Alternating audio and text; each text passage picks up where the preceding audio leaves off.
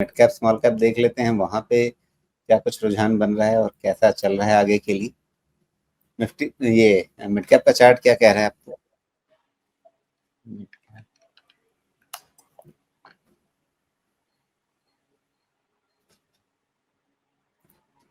Same है, 200 EMA का test होना अभी बचा हुआ है। मिड कैप में अभी स्ट्रेंथ नहीं दिख रही है, तो 200 EMA टेस्ट होने देते हैं और फिर उसके बाद डिसाइड करते हैं कहाँ चलेगा मिड कैप।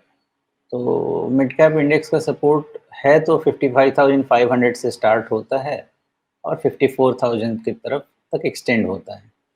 तो जैसा अभी आपको लेफ्ट का एक वीकली कैंडल लेके आपको एनालाइज करके दिया मैंने निफ्टी का, वैसा ही अगर आप इसको वीकली में कन्वर्ट करेंगे तो एक कैंडल आपको लेना होगा सेम 11 नवंबर 2024 का, और उस लो का सपोर्ट बन जाना चाहिए मिड कैप के लिए। जी, यही तो ये लेवल बनना लगभग चाहिए। लगभग ये 53,600 के आसपास बैठेगा। और इसको लाइक टू लाइक कंपैरिजन करूंगा उस समय में, मतलब वीकली कैंडल पे ही कंपैरिजन करूंगा। जी, ओके। इंटरेस्टिंग ये है कि वो जो लेवल आप बता रहे हैं ना, वो यहाँ पे अगर हम इसको उठाएं मार्च 2023 के बॉटम से लेकर के फिर जो ऑल टाइम हाई बना इसका अभी तक का, उसका 23.6% रिट्रेसमेंट है। और उससे पहले ये 38.2% रिट्रेसमेंट पूरा कर चुका है। थोड़ा सा आगे गया 50% को छुए बगैर उससे वापस ऊपर आ गया। अच्छी चाल दिखाई इसने और 23.6% भी गया, पूरा रिट्रेसमेंट नहीं हुआ, नीचे आ रहा है। तो अब आप ये मान रहे हैं कि 23.6% जो है उसके आसपास ही एक बढ़िया सपोर्ट बन जाएगा। अगर इसके आसपास सपोर्ट लेकर के फिर हायर लो वाला पैटर्न बना करके ऊपर चलता है, तो फिर क्या ये मान लिया जाए कि उसके बाद अगली जो भी चाल बनेगी वो आपको 61,000 के ऊपर ले जाएगी इसको? फिर तो नया साइकिल शुरू होना चाहिए ना। जी, तो अगर निकलता है फिर वो न्यू साइकिल के हिसाब से रीड करेंगे। अभी तक तो पहले देखें कि इसमें कंसोलिडेशन कब तक और कितना लंबा चलता है, वो इम्पोर्टेंट जी, है। ठीक है। स्मॉल कैप यहाँ भी अब लगभग 17,500 के आसपास हैं। और चलिए यहाँ भी आप वही 11 नवंबर पे आएंगे क्या?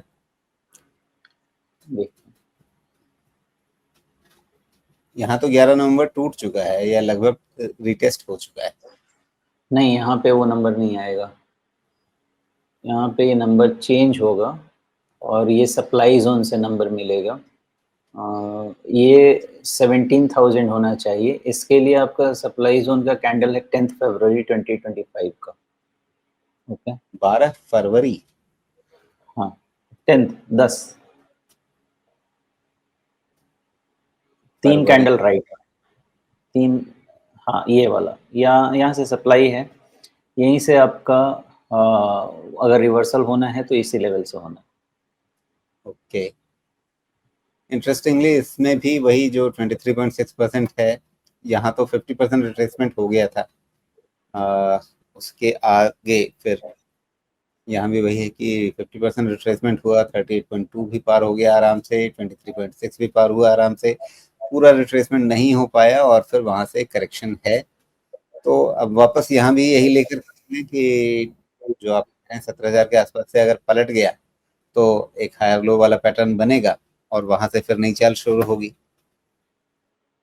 बिल्कुल। तो ये तीनों जो Nifty, Nifty mid cap, Nifty small cap के जो प्लेसेस हैं, इनको क्लोजली ऑब्जर्व करते हैं और इनका बिहेवियर ये महीना अगले महीना वेरी क्लोजली ऑब्जर्व करते हैं, कैसा टर्न होता है और फिर उसके बेसिस पे डिसीजन लेते हैं। बट मेरा एजम्पशन ये रहेगा, looking at the result of this quarter, इसके नीचे मार्केट जाना होना नहीं चाहिए, लगता तो नहीं। एक छोटा सा कैलकुलेशन मैं कर रहा था राजीव जी, तो अगले जी, क्वार्टर तक हमारा आधा साल ये निकल जाएगा, ये फाइनेंशियल FY26 हमारे पास बचेंगे। हाँ सॉरी, इसके हेल्प के बगैर मुश्किल है। तो हमारे पास बचेंगे 1.5 साल। तो 1.5 साल में अगर रफली मान लीजिए कि 1375 का भी EPS ले लिया गया, FY27 का, और चूंकि 1.5 साल बचेंगे तो इनको अगर मैं 16 टाइम्स भी ले लेता हूँ तो 22,000 का बॉटम मिलता है निफ्टी का। ये वर्स्ट केस ले रहा हूँ मैं, 16 टाइम ले रहा हूँ बिकॉज 1.5 ईयर्स है। अदरवाइज 1375 पे मैं नॉर्मली 17 टाइम्स लेके निकल सकता हूँ, तो वो आपको मिलता है करीब करीब 23,375। तो मार्केट हर तरह से देख के मुझे लगता तो नहीं है कि जो निफ्टी को मैंने आपको बताया उसके नीचे जाने का कोई रीज़न नहीं है, कि उतनी अर्निंग्स तो ऐड हो ही जाएगी, और plus second half of this financial year से बेटर अर्निंग्स आने चाहिए, बेस इफेक्ट आना चाहिए, लिक्विडिटी इफेक्ट आना चाहिए, सब कुछ आना चाहिए। तो सारे कैलकुलेशन अगर आपका ये चार्ट वाला भी बिठा लिया जाए और कैलकुलेशन वाला भी बिठा लिया जाए, तो लगता नहीं है कि मुझे जो लेवल्स मैं बता रहा हूँ उसके नीचे मुझे कोई रीडिंग करनी चाहिए। वो कंफर्टेबल लेवल्स होने चाहिए हमको अपना सेलेक्टिव सेक्टर्स एंड स्टॉक्स में फुल्ली इन्वेस्टेड रहने के। जी।